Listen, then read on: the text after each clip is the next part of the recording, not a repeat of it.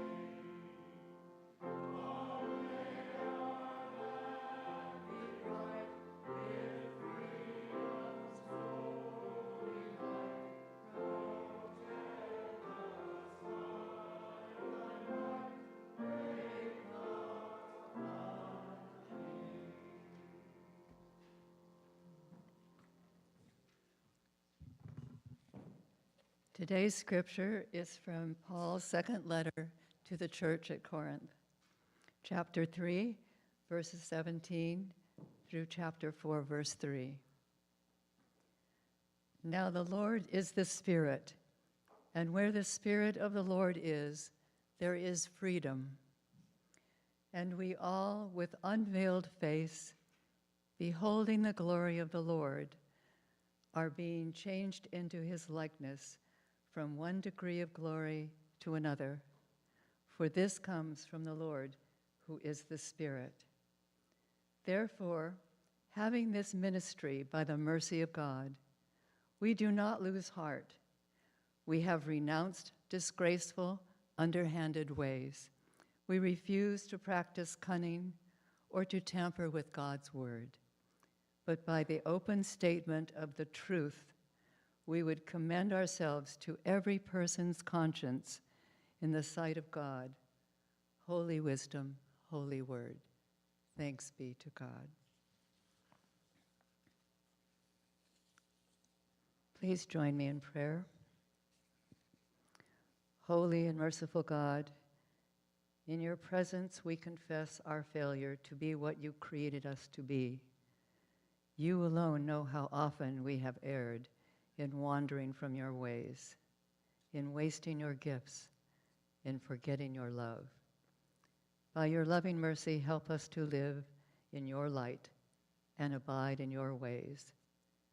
We pray in the name of the Christ. Amen. It's a pleasure and a privilege to have Professor Richard Bell with us today.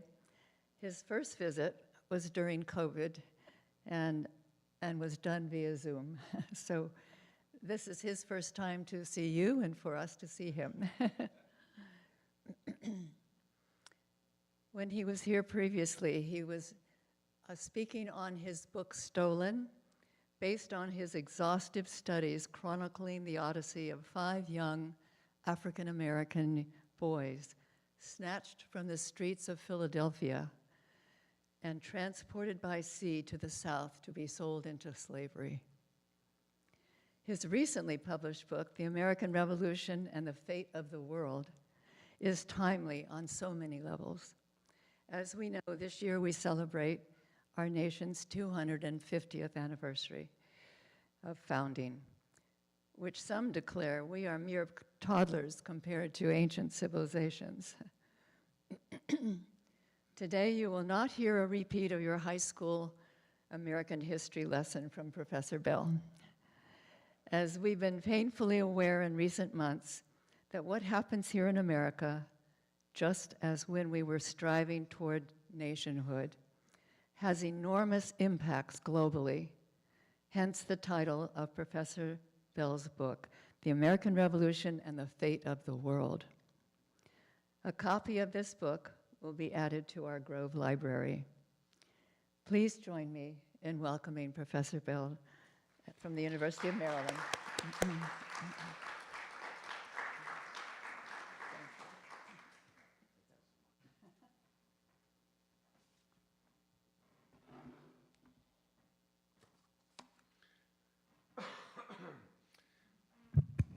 Hello, folks. It is lovely, lovely to be with you in person. We were supposed to be talking face-to-face back before COVID, and we had to pivot, as you remember. So it turns out I do have legs. If you see me on Zoom, I do have legs. It's lovely to be here in this very special space. I was raised in a similar Christian church tradition as a young lad. And I also got to go to Athens, Greece on family vacation with my wife and my parents and my kids 2 weeks ago. And we went to Corinth. You just heard St. Paul's letter to the Corinthians. I went to Corinth 2 weeks ago. It's still there. It's amazing. I hope you get a chance to visit. I love being here in America 2026. Though it turns out that enthusiasm for the American Revolution this particular year is so high, it may be the death of me.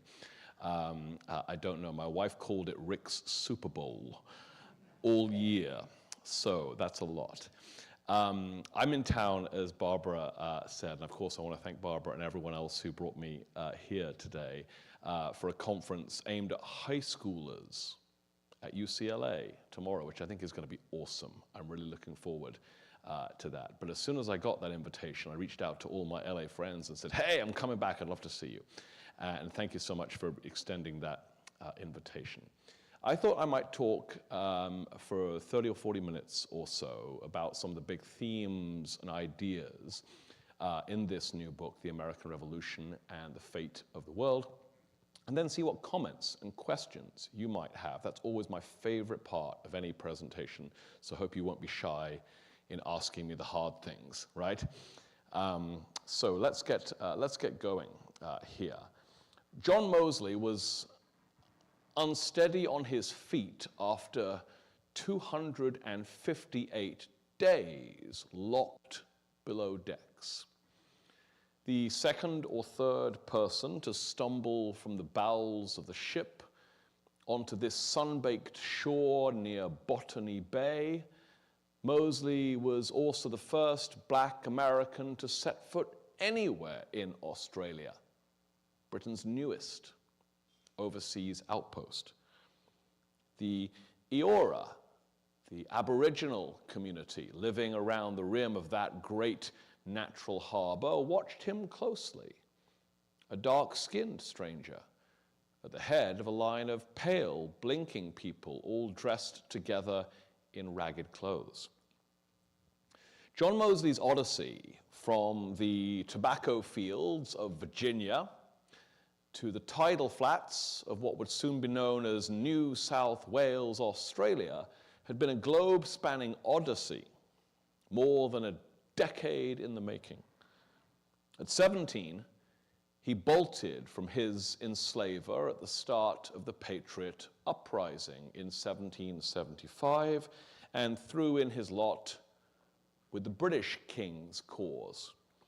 He fought alongside redcoat regiments in several counterinsurgency campaigns in the Chesapeake in 1776, hoping that Britain would guarantee his liberty from slavery when its mighty military inevitably won this war.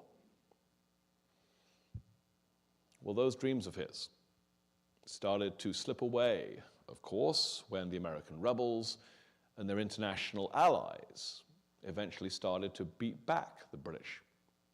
John Mosley had to hustle to escape being captured and re-enslaved.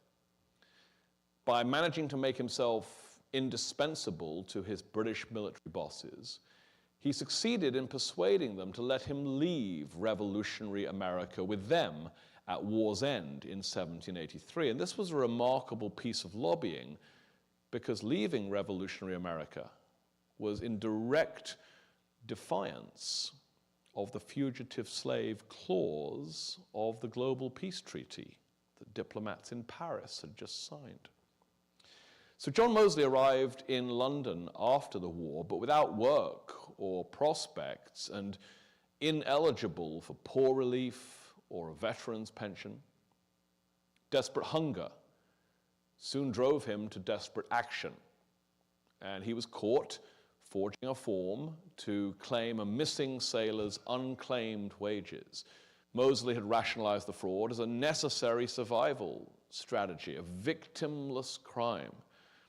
But the judge at his trial at London's Old Bailey disagreed and sentenced Mosley to 14 years of hard labor in the British colonies. Now, this is after the Revolutionary War. Back before the Revolutionary War, Britain had dispatched most of its convicts to serve out their terms of hard labor in the North American colonies, especially Maryland, where I live now, something we've happily chosen to forget about colonial Maryland. But independence had put a stop to those shipments to North America. So guards shoved John Mosley onto a small ship scheduled to sail to a new penal colony on the other side of the world. He would spend more than a decade as a convict field hand in eastern Australia before finally receiving a conditional pardon in 1800 after years and years of good behavior. A full quarter century after escaping enslavement in Virginia, John Mosley was finally a free man, a settler, a founder even. He soon found a job in a small merchant house in the Sydney township, and once he found his feet there, he launched his own business, proud to be working for himself at long last and not for anybody else. The many journeys of John Mosley remind us that the American Revolutionary War set much of the world in motion.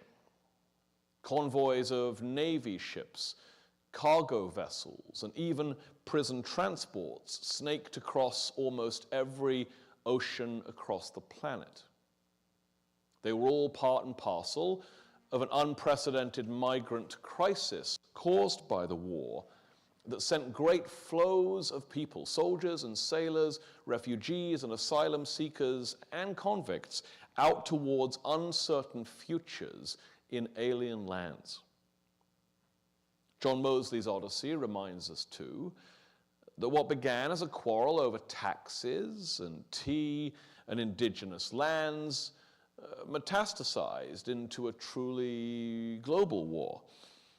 And it reminds us that the familiar events that took place in the 13 rebel colonies between 1775 and 1783 were intimately connected to far less familiar events and experiences occurring much further afield.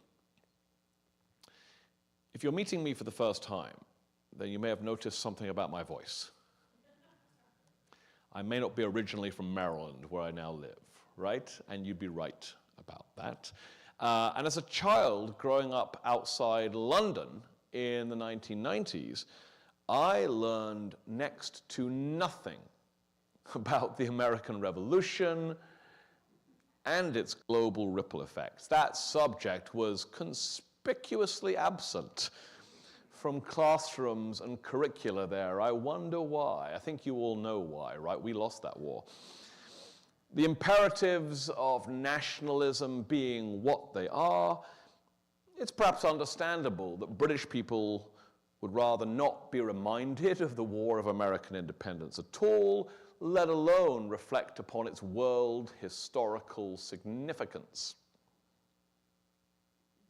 But after moving to the United States and becoming a proud naturalized citizen who votes early and votes often, I made a startling discovery. We here in the United States, we have our own collective amnesia about the revolution. Now, of course, we definitely don't forget it here. We remember the revolution constantly. I bet some of you saw the Ken Burns documentary, 12 hours long, right? But we often remember it selectively.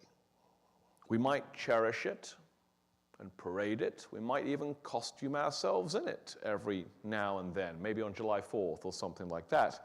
But we crop it like a family portrait in which only George Washington here and a handful of other founding fathers really make the cut. Despite our K-12 teachers' Herculean efforts, pop culture has taught us all a shrunken and sanitized version of the American Revolution that basically amounts to three things. Jefferson writes the Declaration. Washington crosses the Delaware standing like that on a moving vehicle. If you do that, you will fall in the river, I assure you. And then Lord Cornwallis sees that and immediately surrenders at Yorktown 4 years later. Now, there's one foreigner, a Frenchman, the Marquis de Lafayette, who might make a brief cameo in this story, as of course he does in the famous Hamilton musical. But the rest of the world is usually left out of the frame. Studying the American history in a bit more depth reveals that this narrowing of the narrative I'm describing is itself a part of a global story. You see, by the time the ink was dry on the Treaty of Paris in 1783 that ended the war, the clear victors, the newly minted Americans, were already retelling the revolution as a self-contained morality play, as simply the colonists versus the crown. Basically, David versus Goliath, an old song. The messy global reality of that war, that France actually bankrolled it, that Spain fought to recover territory lost to Britain in prior wars, that enslaved and indigenous people were both actors and victims, was inconvenient for the pressing project of national myth-making in the years after 1783. when American historians and artists first began describing and depicting the American Revolution, something they began doing 250 years ago, they gave short shrift to its many foreign entanglements. They preferred instead a simpler story in which homegrown heroes faced down all the king's horses and all the king's men, all on their own, and the British, eager to move on, did not argue. The problem with myths, though, is that they stick. Myths are sticky, sticky things. Generations of Americans have grown up seeing the revolution, not as part of world history, but as an exception to it, a story apart rather than a story among. I think that the truth is much more complicated and much more interesting than that myth. The revolution was, from beginning to end, a global struggle. It upended lives from Boston to Botany Bay, from New York to Nicaragua, from Charleston to Cape Town and Cape Verde. The war in America provoked a father in one of the German states to take a hatchet to his eldest son's trigger fingers to make sure his beloved boy could not be conscripted into the army that his German ruler had just rented out to King George. The war in America, and I'm about to show a violent image for about 10 seconds. The war in America led a descendant of the Incas to be brutally drawn and quartered by Spanish troops in Peru for daring to stage his own independence movement there. The war in America led dock workers in China to dump thousands of chests of British East India Company opioids into the Pearl River in intentional homage to the Boston Tea Party. The evidence of this actually being a worldwide war is everywhere once we start to look, and that evidence is often hiding in plain sight under our noses. I see that evidence in the overlooked statue of Bernardo de Galvez, the great Spanish victor of the Battle of Pensacola, now moldering away in a forlorn D.C. park near the White House. No one knows who he is or what he's doing there anymore. I see that evidence in a storefront museum in Nova Scotia, where a friend and I recently stood listening to a descendant of black asylum seekers recount his ancestors' journey from slavery in America to refuge in Canada, and then onward to new lives in West Africa after the war. And I hear that evidence in the questions of high school students I taught in Taipei, Taiwan 1 year ago, who wanted to know all about how the East India Company's tea trading in Guangzhou brought on the famous Boston Tea Party in the first place.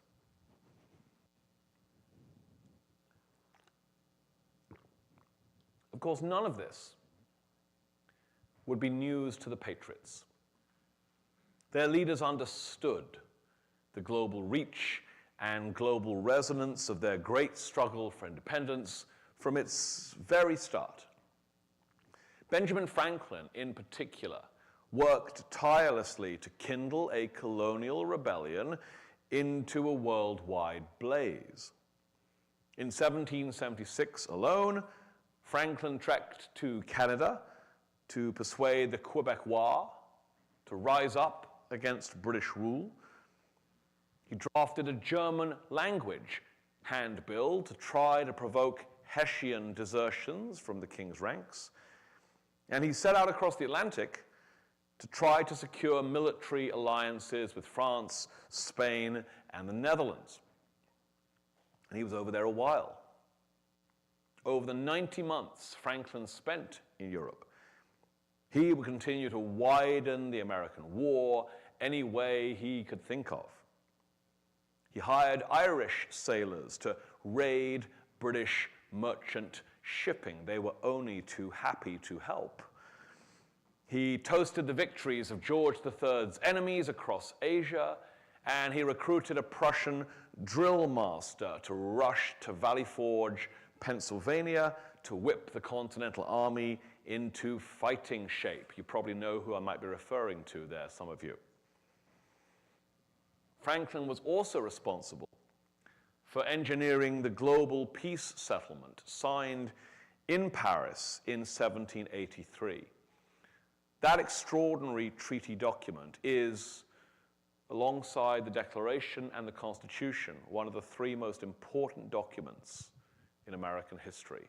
And only one human being signed all three, Benjamin Franklin. That extraordinary treaty document not only ended the war and secured the independence of these United States, it also authorized this new nation to push back the Spanish Empire's encroachments into the Great Lakes region and to seize huge territories from native people.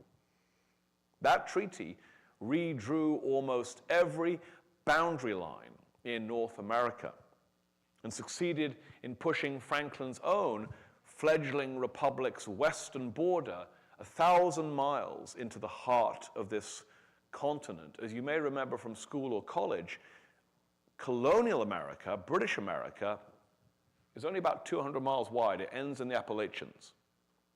Thanks to the Treaty of Paris, the United States will rise at the Mississippi as of 1783. That's an extraordinary transformation. Even the Declaration of Independence anticipated that the fight for America's future would be the work of many hands in many different lands. On July 4th, 1776, it was John Dunlap, an Irish immigrant to Philadelphia, who worked late into the night to set the final text of Jefferson's Declaration into type on a printing press. John Dunlap was born in County Tyrone in what is today Northern Ireland, and he had a contract to print all of Congress's official documents. By the following morning, he'd printed 200 identical copies on large sheets of Dutch paper destined for distribution across North America and around the Atlantic world. We think he printed almost 200. Today, 27 of these printed versions survive. Each one's worth about $8 million. That's not bad for a kid from County Tyrone, right? And everywhere those Dunlap declarations went, they announced their grand purpose. They informed the international community that 13 British colonies had formed themselves into a new political union that was now eager to join what the document called the powers of the earth. And this was not a simple courtesy notification. The delegates in Congress knew that they would need hard cash and generous credit from deep-pocketed trading partners, as well as more boots on the ground, massive naval support, if they were ever to have a prayer of pushing the British Army back into the sea. They were convinced that a global declaration of the Patriots' sincere ambitions to achieve independence was really the only means by which those foreign alliances can be obtained. That's what they said to each other all spring. Seen in this slightly unfamiliar light, the document that John Dunlap printed so many copies of on the night of July the 4th was, from the Patriots' perspective, actually a declaration of international interdependence. We need you. This is why the delegates translated it into multiple languages immediately and sent copies addressed to King Louis of France and King Carlos of Spain on the first ships bound for Europe on Monday morning, July the 8th. It explains why John Adams drew up talking points for treaty negotiations with both these nations within 10 days. It explains why Congress dispatched to Paris that fall their best man, Ben Franklin. Those printed proclamations of intention and invitation reached Spain, Austria, and the Dutch Republic by the end of August 1776, and then France, Switzerland, Poland, Denmark, and the Italian states a few weeks after that. It would take Franklin and his fellow envoys many months of lobbying to persuade Europe's great powers to sign official terms of military alliance.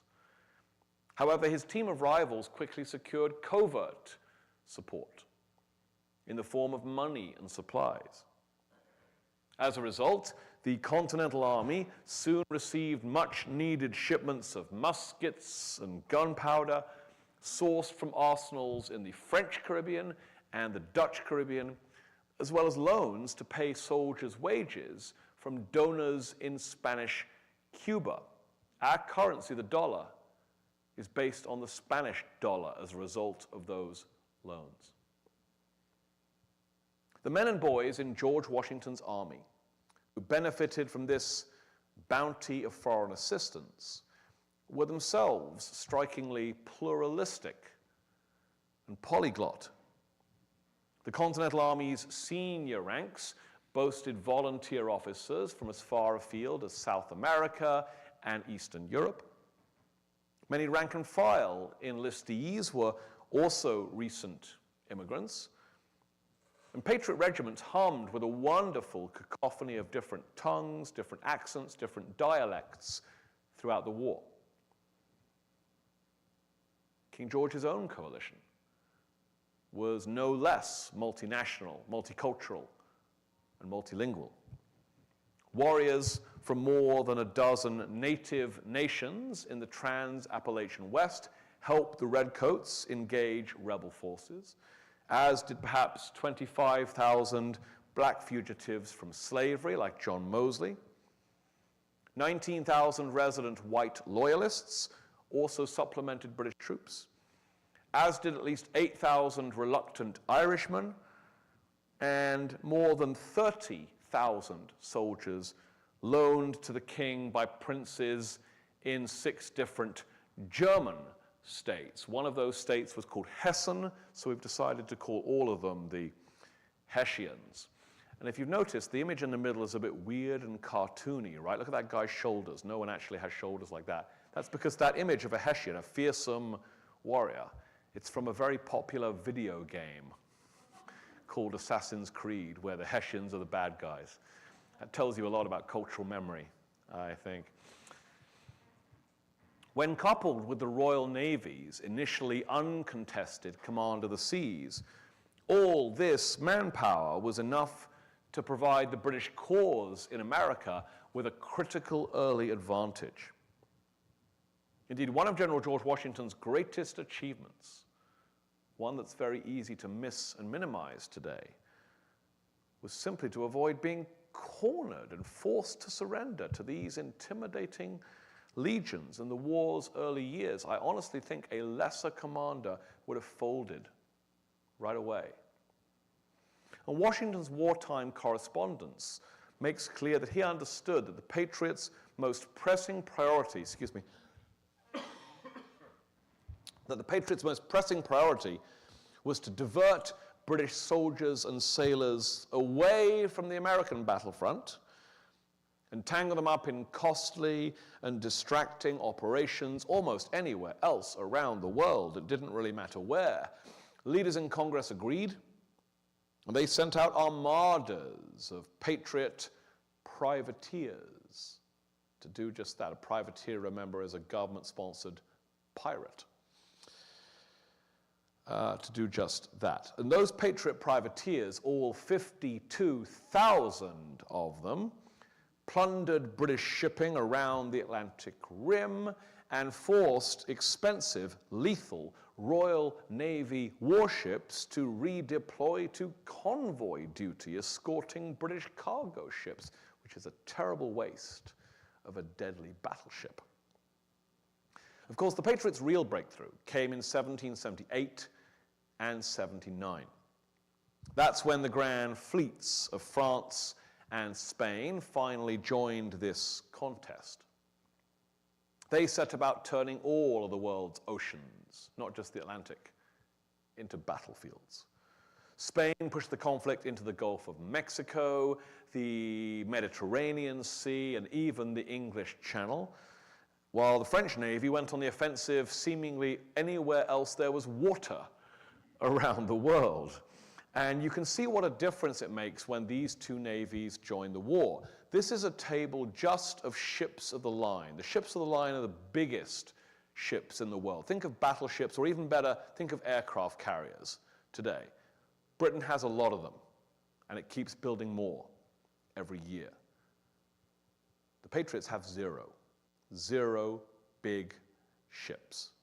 So it matters when France joins the war to take on the Royal Navy at sea in 1778. But what really matters is when the rebels are joined by France and by Spain in 1779. Because when you add up rebels, France, Spain in 1779, you see they have 30 more aircraft carriers than the Royal Navy does.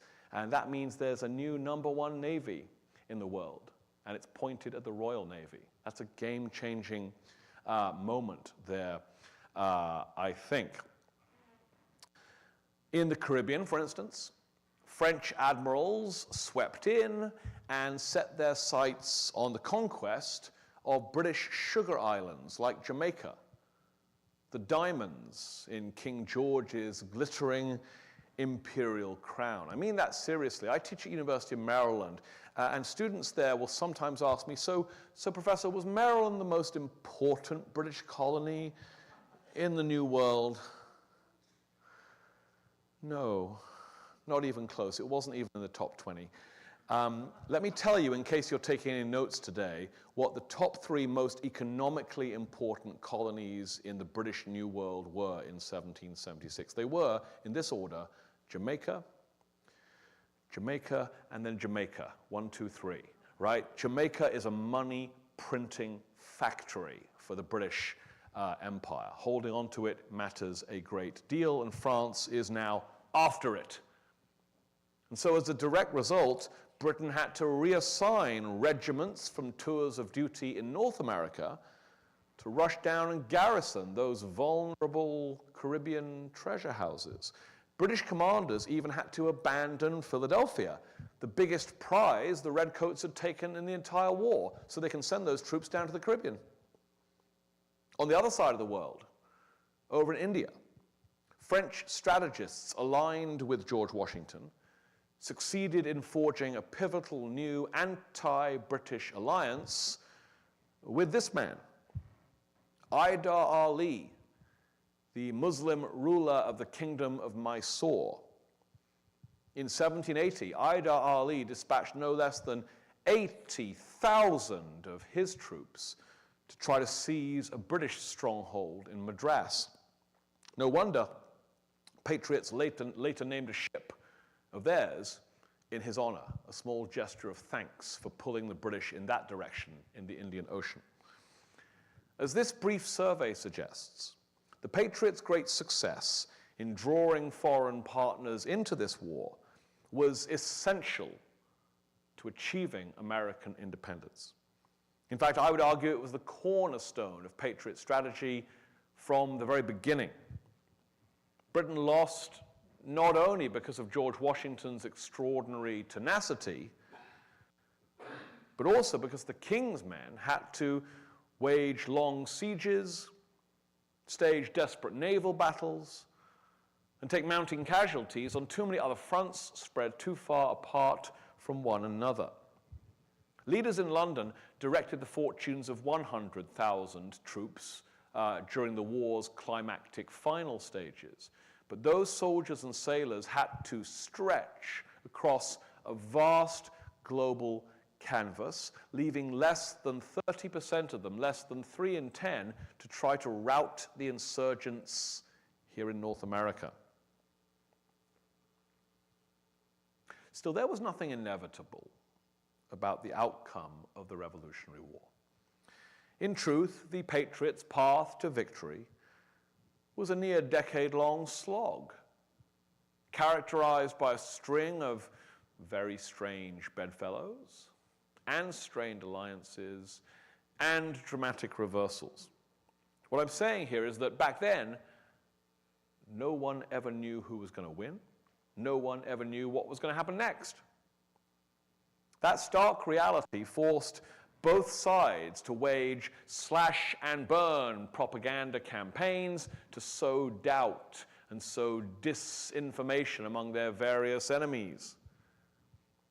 Britain's loyalist supporters in America, for instance, tried repeatedly to weaponize their fellow colonists' reflexive fear of foreigners. The Loyalists spread ugly and untrue rumors that arriving French Catholic soldiers, you can see them being caricatured here, had orders to persecute American Protestants. They did not. To claim their lands for King Louis. They did not. And to ban the speaking of English in New England. Not true, though the Boston accent today might make you suspicious of that, I think. For their part, the Patriots, like Samuel Adams and Paul Revere, each worked hard to persuade Irishmen, Hessians, natives, and former slaves like John Mosley to defect to George Washington's side. Meanwhile, over in Britain, a surprisingly vibrant anti-war movement there brought on motion after motion in Parliament to cease fire, cut off funding, and end the war. And if any of those motions had secured a majority of votes among MPs, who knows? World history might be very different today. From the first shots at Lexington and Concord in 1775 to the last cannon blasts at Cuddalore in southern India in 1783, the American Revolution broke boundaries and crossed borders. Indeed, the decisive role played by international allies like France and Spain and Mysore is really only a small part of this sprawling global story. While the United States rose from the wreckage of this great war to take its place as the youngest member of the family of nations, many other communities caught up in that war had to fight far longer and far harder to find their own footing in that brave new world. For enslaved black people, the revolution was a fierce struggle to stage the largest exodus out of human bondage since biblical times. For indigenous people, the war marked a dangerous turning point, stirring famine, spurring a massive refugee crisis, dramatically accelerating white settlement into the West, and permanently transforming the balance of power in the heart of this continent. None of these men, women, and children were spectators to America's great struggle for liberty. They were essential stakeholders, and the stakes were enormous. Indeed, American independence was nothing less than a geopolitical earthquake. Declaring independence was an event of such power, force, magnitude that Thomas Jefferson, writing 50 years later in the month he died, described it as an instrument pregnant with the fate of the entire world. Within the British Empire, the war showed that the king's authority was neither permanent nor invincible, inspiring revolts from Ireland to Sierra Leone. American independence also cut Britain's enslaved population by 500,000, weakening the pro-slavery lobby in London and helping to spark the rise of the anti-slavery movement over there, an extraordinary, unforeseen outcome of American independence. The Patriots' dreams of liberty ricocheted around much of the rest of the planet too. pushing questions about human dignity, popular sovereignty, and citizenship towards the top of the global agenda for the first time, and equipping rights seekers everywhere with a potent new vocabulary to advance their causes. Yet, of course, not all effects were revolutionary. In the Spanish Empire, the response was authoritarian. That's why they're tearing that Inca king limb from limb.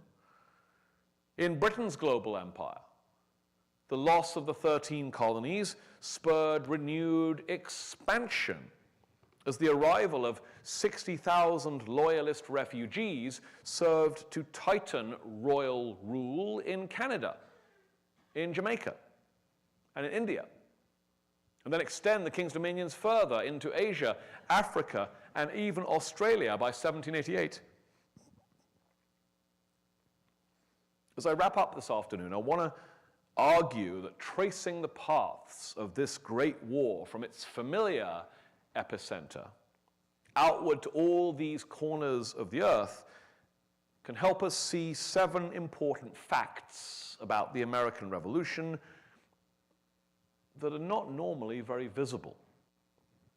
First, the fact that the revolution spurred the mass migration and circulation of enormous numbers of people across a swirling, sweeping stage. Think of John Mosley, the guy I began with.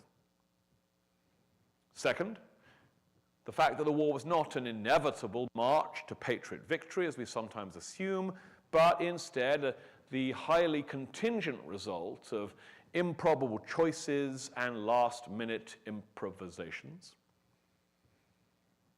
Third, the fact that sea power was, of course, an important key to military success in this great age of sail, and that what happened at sea was often just as important as what was happening on land.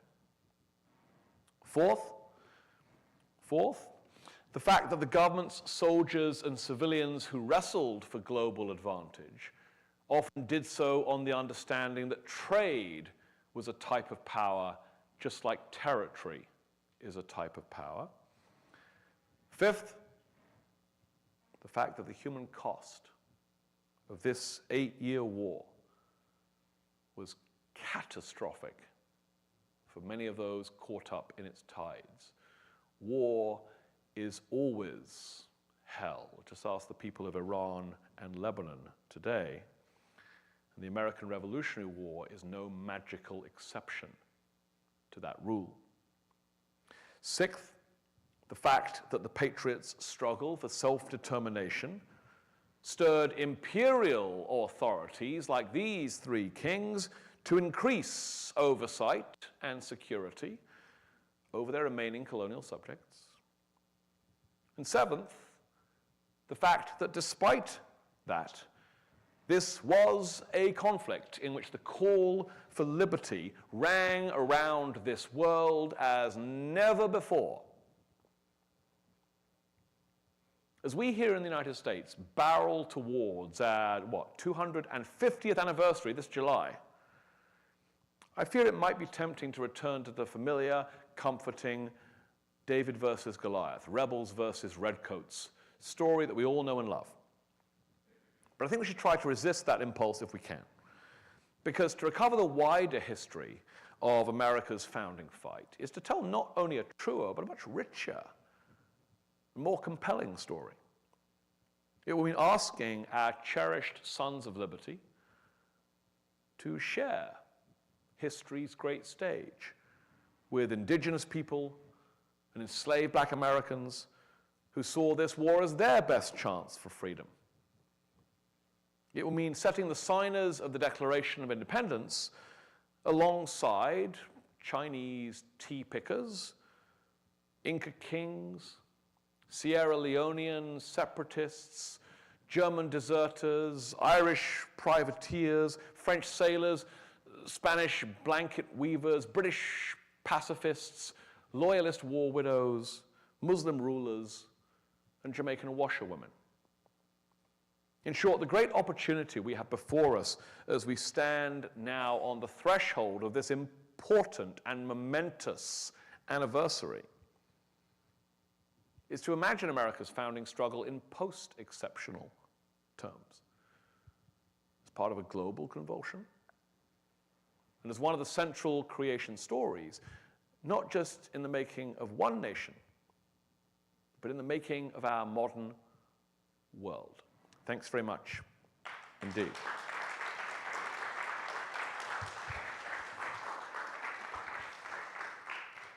Do we have time for any comments or questions? Yes? Okay. Any comments or questions? Feel free. Ask me anything at all that's on your mind. Oh, the microphone's coming around, yes. And I start to see hands. Thank you. Hello, thanks. Hi. In the world of historians, is this common knowledge that they've known for decades, or is it sort of an emerging understanding? What a great question. Yes, we've been keeping this from you for a long time. So the answer is a bit more subtle than yes or no to that.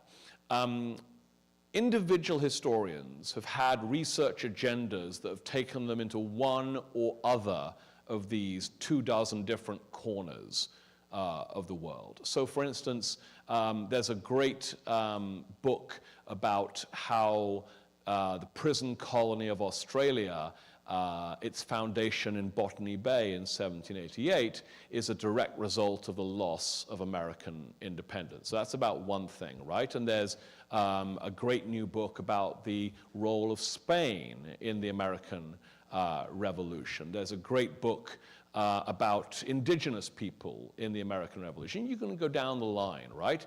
But no one has written a global history of the American Revolution that has pulled these 24 different threads together until now. This is a big leap forward, hopefully, in that I'm trying to mainstream and platform dozens of other historians' research to say, look, it adds up to something truly global.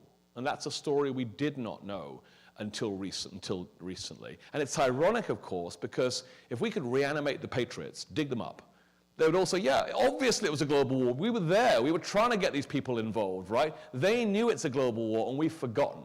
So this is also an act of remembering, of reconstructing as well, because those myths have wiped that dimension away. Thanks for the question. Great question. In the back there, you see that? There you go. Sorry, you're on Varna White duty today, so I appreciate that. Thank you so much. This was just delightful and a wonderful reminder to all of us of some of the depth of American history that Yes. we may not realize. Since you mentioned Lebanon Yes. and the Middle East, and that leads me to ask this question, given the current political situation in this country, how do you expect, or how can you work to have this rather, what I think in Washington would be considered heretical history? How can you make this more known? I mean, I think that it is imperative that we return to our roots of multiculturalism, of diversity, Yep. of male and female leadership in this country. And I just admire your voice, but I want to know how you can make it heard, or if you've given that thought. That's a great question. That's a tough question, right? I can't solve all this country's problems, right? It takes all of us, I think, to do whatever we can with our time and our talents, right? And what you do and what I do can be utterly, utterly different, but we're all fighting, I think, presumably for the same goal here. I do think we are at a perilous moment in American history. I'm not going to assume your politics, but I'll tell you mine. I'm a blue state Democrat who thinks the current president is an existential threat. Yeah. So I do think there is a fight going on about history and the truth, right? He loves to write executive orders, and one of the first executive orders he wrote more than a year ago was something like restoring truth and sanity to the teaching of American history, something like that, right? And of course, what the administration is trying to do is to chill academic dialogue and academic research and respectable evidence-based pedagogy around key topics in American history, among them enslavement and white supremacy, indigeneity, women's rights, labor fights and trade unions and all that stuff. Instead, he wants some sort of 1950s white supremacist version of history to be the only one that ever gets told. And you've seen this most acutely in a National Park Service site in downtown Philadelphia that I bet some of you have read about. It's called the First President's House, and it's the site of where George Washington had his White House. It wasn't called that in Philly when he was the president.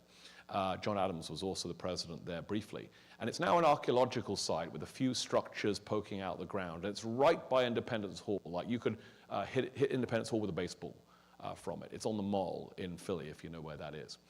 And ever since that historical archaeological site opened to the public about 20 years ago, the National Park Service has done a really good job of not just explaining and acknowledging the presidency at that site, but also explaining and acknowledging the presence of slavery at that site in the first president's household. George Washington was not only one of our greatest presidents, he was also an enslaver. You can have both those things be true at the same time. We can walk and chew gum at the same time, right? And so those displays were very forthright about his enslavement and how vicious his treatment of the enslaved people who worked with him while he was president was. And the Trump administration, I doubt Trump was even aware of it himself, but the Trump administration forced the Park Service employees to rip down those displays about a month ago. Thankfully, last week a judge forced them to put them back up. But of course, the impulse was to sort of whitewash, obscure, dumb down. I don't control federal policy about that sort of stuff.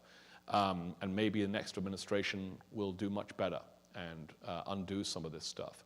So all most of us who are in the education field can do is to try to keep doing for as long as we can and loudly as we can what we've long done. What our professional commitment is, our Hippocratic oath, is to tell the truth about the past, wherever that truth leads us. And telling the truth is not an ideological agenda that must be sanitized away. It's, you know, a basic human imperative for people doing scholarly research. So I go wherever I can. I talk about this book wherever I can. I train teachers in my job at University of Maryland, and I've been doing that for 20 years now. I've got people I've trained who now are training the next generation of teachers. That's how old I am, right? So I think there is cause for optimism.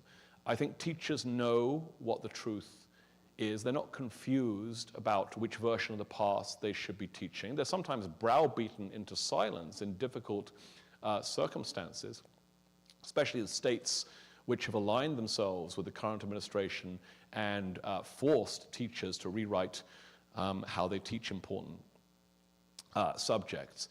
But the impulse to tell the truth is not something that we need to relearn. It burns brightly, I think, in the hearts of everyone who does historical scholarship. And I would just say, please keep consuming our work, right? I'm not going to make a pitch for, you must buy my book to fight Trump. That would be really cheap, right? That would be a really cheap thing to do. But I do think asking hard questions about the past and not being satisfied with the romantic Disney version of American history that he'd love to serve up to you come this July, July 4th, is something that every citizen can do here. I think we have a momentous opportunity in July of 2026, and maybe the whole year, actually, to ask tough questions about what the revolution was or what it meant then or what it means now, and not to be satisfied with the administration's cheap and spurious answers. So it devolves on all of you as much as it devolves on me to play a part in this. So thank you for the chance to say that. Thank you. Yeah. Where'd the microphone go? It's right in your hand. It must be your turn. Yes. The worldwide consequences of the American Revolution that you described so well certainly seems very credible. The thing I'd like you to comment further on, though, that I found surprising was that the founders foresaw it. Right. Great question. So this surprised me actually, right? The degree of consciousness of the necessity to make this a global struggle, and just how early that consciousness emerges among George Washington, Ben Franklin, John Adams, John Hancock, really caught me by surprise. I had perhaps pigeonholed them for being sort of go-it-alone isolationists. They were not. They were not. They were not.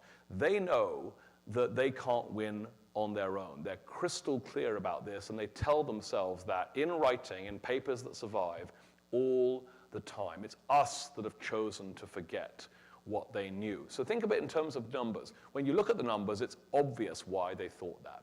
The British Army is a pretty decently sized army. It's got between 30 and 50,000 soldiers in it before the war, and it's also got the largest, most deadly navy the world's ever seen. So 30 to 50,000 soldiers plus a deadly navy. The Patriots have no navy, and they have, in fall of 1776, fewer than 5,000 soldiers. Do you like those odds? George Washington didn't like them either. He was ringing the alarm every day, saying, you guys know I don't have enough men, right? Where are you going to find 100,000 men to come and relieve me? You're not, right? You need to go looking beyond our borders for anyone else who will come over and help us. He's the one telling the Continental Congress, send your best guys to France, send your best guys to Madrid, get those negotiations started. Think of a plan to peel away Hessians from the king's ranks and have them defect to our side. And when Congress can't come up with a plan, Washington comes up with his own plan to create German defections from the British side to Team USA and implements that plan. I write about that in chapter 3 of this book. So for Washington, this is priority number one. He knows that he cannot go out on any single day of the war, especially in its first 5 years, and win the American Revolutionary War. That is militarily impossible. So the task he sets himself every day he gets up, militarily speaking, is to not lose today, to not get cornered today. And thank God he's incredibly skilled in that and learns fast on the job. So that message comes from Washington, spreads to Adams and Franklin and Congress, and then results in all the action I described. That intentionality, that perspicacity really caught me by surprise. And I walked out of this research project with an even greater respect for some of our founders than I'd had before. Greater respect for Washington and massively elevated respect for the role Benjamin Franklin played on the diplomatic track, which is as essential as the military track here. So check out the book if you want an honest appraisal of how important Ben Franklin is to the Revolutionary War. Why was Jamaica chosen to be involved? Yeah, great question. Do you have an accent from the Caribbean? It's Jamaican. I'm being told it's Jamaican. It sounded like Jamaican, but I didn't want to assume. Yes. So, as I said in passing there, Britain has a load of colonies in the New World. Britain does not just have 13 colonies in the New World, even though we often talk about the 13 colonies. There were about 30 British colonies in North America and the Caribbean. Think of Quebec, which had been French and is now British. Think of Nova Scotia and Newfoundland. Think of Florida, that's East Florida and West Florida. They're British colonies at the time.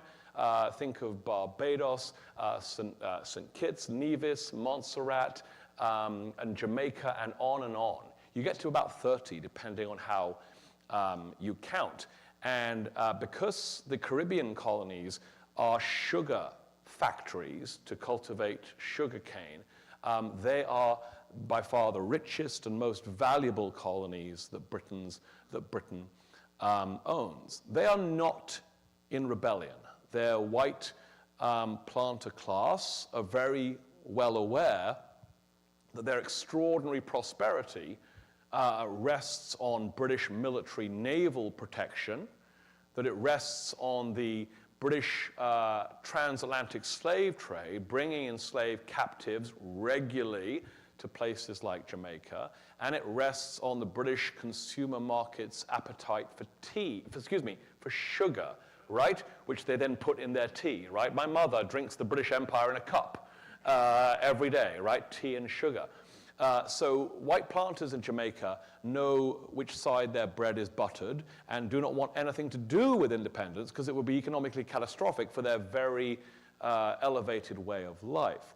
And so it is the entrance of the French that disrupts that sort of tranquility in places like Jamaica, because France knows how valuable Jamaica is because it has its own Caribbean sugar islands. Think of Saint-Domingue, Guadeloupe, and Martinique as the three I can think of right away.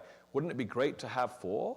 Wouldn't it be great to add Jamaica to that set? In fact, they might have to fight over that with Spain, because Spain used to own Jamaica back in the day.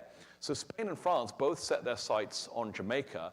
Number one, because acquiring it while Britain is distracted fighting George Washington at Princeton, New Jersey or something, will be the biggest economic boost to the French Empire or the Spanish Empire they've ever seen. And it will be economically crippling to the British Empire, especially in wartime, to lose that money printing factory. It'd be like robbing the Treasury or Fort Knox today. That's what Jamaica represents. It's Fort Knox. And so for all those reasons and many others, the French and Spanish navies plan a joint assault on Jamaica in 1782, right after the Battle of Yorktown. So they've done a one punch at Yorktown, and then they go straight south to Jamaica to do the second punch and try and take Jamaica. And as luck would have it, they are intercepted by a retired British admiral, because all the good admirals are up there Yorktown area, and they've got all the retirees to come out and say, please, can you control some of these Caribbean islands and make sure they don't fall? And so a retired admiral called George Rodney leads a British fleet that manages to intercept the French half of the French-Spanish invasion fleet and routs them at a battle called the Battle of the Saints in 1782, basically preventing Jamaica from falling into French and Spanish hands. And white planters in Jamaica are over the moon with joy that this geriatric admiral has done the unthinkable, and they build a statue to him in a town in Jamaica, the town of Spanish Town, if you've been there. And it depicts Admiral Rodney. Do you know this story too? You're nodding like you know this story, yes? Yeah. Oh. I was born in North London, It's confusing, right? I born in London, then went to America when I was 21 and never came back, yeah. So they built a statue of Sir George Rodney in Spanish Town, Jamaica, dressed as a Roman centurion who has saved the world. And you could look at that statue and think Britain won the American Revolutionary War. Because, of course, by preserving Jamaica, some British people can convince themselves they did win the war, which is wild today, right? But reminds us how important the Caribbean is in this whole war. Any other comments or questions? Last one over here. Yeah. Quick one over here, right over here. Thank you. Yes. Thank you for this compelling presentation. My mind is sort of exploding here. But I just flew in from Athens early yesterday morning, and we were in ancient Corinth 2 weeks ago, so sorry to miss you. You are joking me. You are joking me. I am Did not we eat at the joking. same restaurant, maybe? I don't know. These are my colleagues. They will support me in this, right? I believe you, Okay, right. all right, all right. Check your photos. See if I'm in the background of All one of right, your photos. we'll look at that. I saw my colleague Ron White carrying Eric Atkinson's book on this. Rick Atkinson. Rick Atkinson, thank you. I've been absorbed in this book for the last couple of weeks, all through Greece. I'd like maybe Ron to ask the final question, if he would. Sorry to Shanghai the meeting here, but he's one of our finest historians here. And before he does that... Where's Ron? Where's Ron? There's Ron, Hey, over Ron. there. Before he does that, give us a pitch for your book, and how do we get that? I'm not very good on QR codes, so just enlighten us. So, I had planned to bring a little stack of books and see if anyone wanted to buy one. I just came from the Bay Area and I sold out. So that's no good to you, I realize that. So if you would like a signed copy from me, I'll be happy to sell you one and ship you one for free at the exact same cost. All you have to do is email me. You see my email address on the screen up there? Take a camera pic or write it down. Send me an email. When I get back home on Saturday, I will mail you for $35, including free shipping, a signed copy of the book. If you don't care about my signature in the book, and I understand why you might not care, you can find this wherever books are sold, right? Your local independent bookstore, Jeff Bezos's little bookstore. It's also on Kindle. If you like to read things and adjust the print size, you can do that on the Kindle version. Or if you'd like to hear my voice for 14 hours, then you can get the audiobook. I sat for 4 days in December at an audio studio in DC and recorded this. It was super fun, and I really, really enjoyed it and really liked the audiobook. On the last day, in the booth next to me, I couldn't see who's in the next booth because there was an actual wall. In the next booth, the First Lady was recording her Netflix documentary. Yes. I took a wide berth. Honestly, if I'd seen her, I wouldn't have known what to say to her. Like, how can I put into words how I feel about you? And I don't think she would have cared either, to be quite honest. But there was massive Secret Service protection, which is natural and normal for the executive branch. I felt very safe. And I've got to tell you, there was one woman, a professional Secret Service agent, given her, her career in this job. And her job that day was to guard the female bathrooms and make sure no one else used them. So I'm not sure what career satisfaction that brought to that agent on that day. Anyway, so if you'd like a signed copy, I'll be happy to mail you one, no shipping costs. It's just like you bought it from me today, and it'll arrive next week. Just send me an email, and I'll send you a credit card link, or you can mail me a check, or whatever works for you. If not, look for unsigned copies wherever you normally get books or Kindles or audiobooks. Thanks for the softball question. I have a question about, given the place where we're meeting, what kind of threads related to religion came out of the revolution, and where did they go, if they did go anywhere? Yeah, I mean, I'd encourage you to look to your own institutional histories to see how historians, of Presbyterianism and other related Christian faiths have narrated this. But we don't normally think about the revolution in religious terms as a holy war. Maybe we should, because there are at least 2 or 3 religious dimensions worth elevating. The first one's really obvious. There's one group of 18th century white Quakers who take a very ideological stance on which side they're on in this war. And almost everyone who's a member of this church, if they're in good standing, makes the same decision. The Quakers. Which side are they going to be on? Peace. They're on the side of peace. They're on the side of no war, thank you very much. So they're not on the loyalist side. They're not on the Patriot side. They're on the neutral, stay out of it side. Another religious dimension, and this one isn't as clear-cut as I'm going to make it sound. It's much more messy. Followers of the Anglican Church, the Church of England, we might call it the Episcopalian Church today, but back then, the Anglican Church, the Church of England, many of those ministers have sworn an oath to the head of their church. Who's the head of their church in 1776? The king. This is the right audience to ask these questions to, right?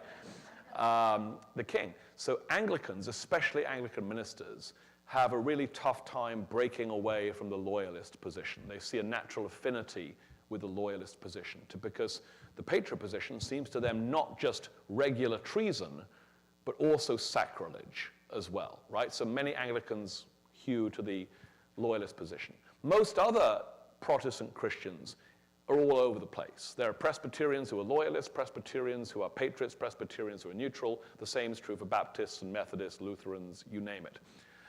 One other religious dimension, however, is bigger than intra-Protestant denominationalism.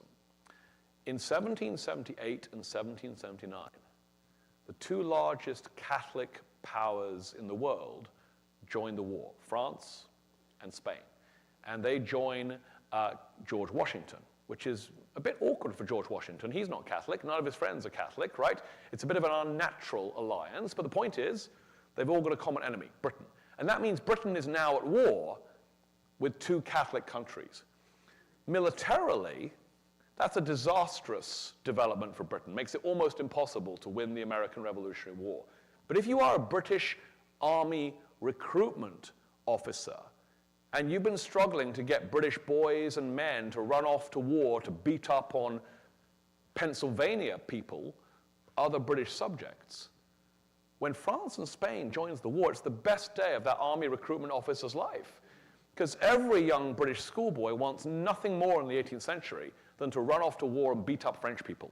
That is the dream. Let me assure you, that is the dream in the 18th century. So the British Army sees a massive influx of troops in 1778 to go fight the French and go fight the Spanish. It doesn't help them win. It doesn't prevent them from losing, but it's certainly a big morale boost. And so for the King of England, as of 1778, what had been a domestic squabble has suddenly become a global, holy war against the Catholic heresy for the protection of British Protestantism around the world. That's a really interesting dimension we don't often think about. So I think that's worth elevating there. Good. Let's thank Rick and Barbara for, one Oh, more. we're going to go, yes. Hey, Ron, they built you up a lot. You know that, right? Other side. Yeah. Thank you so much for your brilliant book, but also for not reading a manuscript to us and talking with us. The world in which I live is Abraham Lincoln, and he understood that this was a global battle in the Civil War. So America 250 needs to lift that up. One further comment, the Ken Burns documentary was shy on religion. I know Nat Philbrick. Yeah. He's the one person in that whole 12 hours who dared to lift this up. I would argue that actually the Presbyterians and Congregationalists were not all over the place. They were in many ways the Patriot Party. And John Witherspoon, the president of the College of New Jersey, which becomes Princeton, is a Scot, the only minister to sign the Declaration of Independence. He understood the global nature of this war. And so the Presbyterians and Congregationalists who were very much in touch with England and Scotland also understood this. So I do think that's often a missing dimension of it. But what you've offered to us is just remarkable. Thank you. Ron, you're very kind, first of all, and I appreciate your knowledge and expertise. I'll meet you halfway on the Presbyterian stuff, right? I have a chapter about Ireland in the book. And I remind readers that most Irish people who moved to colonial America were not actually Catholics. The Catholic would love to get out, but they're too poor. They can't go anywhere. The people who do get out because they're sick of being treated like second-class British subjects in Ireland are Ireland's Presbyterians, right? Absolutely. Francis McEmmey. There you go. Many of them of Scottish ancestry. So when they arrive in colonial America, we refer to them as the Scotch-Irish, right? Or the Scots-Irish, if you prefer. They're Presbyterians.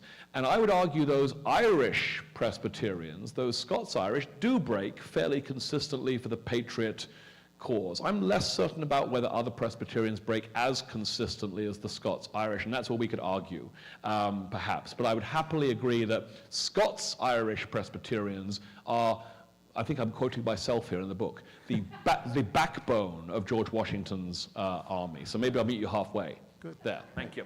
All right. Thank you very much indeed. Thank you.